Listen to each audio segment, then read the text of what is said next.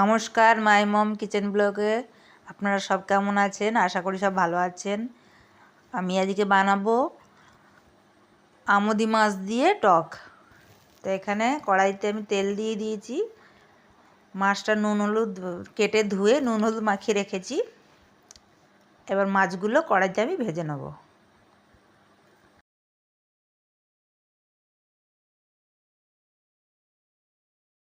মাছগুলো এবার কড়াইতে ছেড়ে দিয়েছি, দিয়ে লাল লাল করে ভেজে নেব।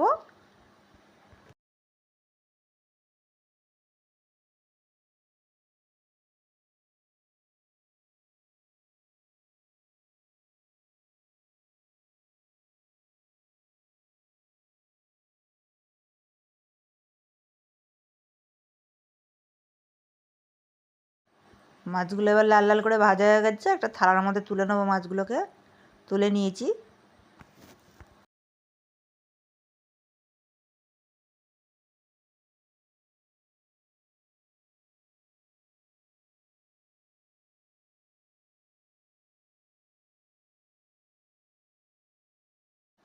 কড়াইতে এবার একটু সর্ষের তেল দিয়ে দিচ্ছি, তরকারিটা করব। দিয়ে দিচ্ছি এর মধ্যে একটু কালো জিরে। মাছটাও ভাজা হয়ে গেছে, দিয়ে দিচ্ছি এবার কালো জিরে। দিয়ে এটাকে এবার একটু নাড়িয়ে চাড়িয়ে নেব। দিয়ে থেতো করা রসুনগুলো এর মধ্যে এবার ছাড়বো। দিয়ে রসুনগুলো একটু ভেজে নেব,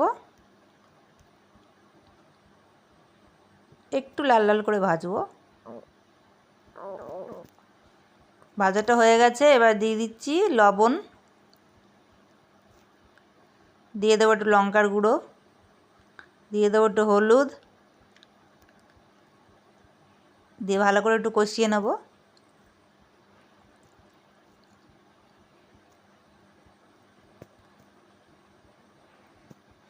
দিয়ে দেবো তেঁতুলের জলটা।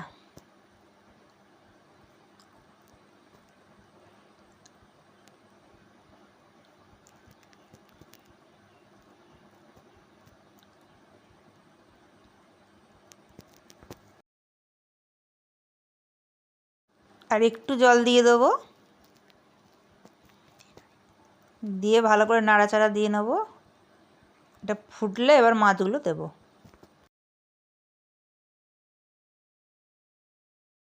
দিয়ে দেবো এবার চিনি। আমি 3-4 চামচ দিয়েছি, আপনারা আপনাদের মিষ্টি যেভাবে খাবেন সেভাবেই দেবেন। ঝোলটা ফুটে গেছে, এবার মাছগুলো ছাড়বো।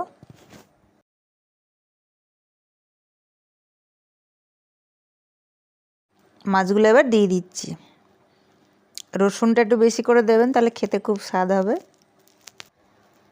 আমি এখানে একটু শুকনো লঙ্কার গুঁড়ো দিয়েছি, তার জন্য কাঁচা লঙ্কাটা দিইনি, ঝালটা কম খাই বলে। আপনারা একটু কাঁচা লঙ্কা চিড়ে দেবেন, তাহলে আরও ভালো লাগবে খেতে।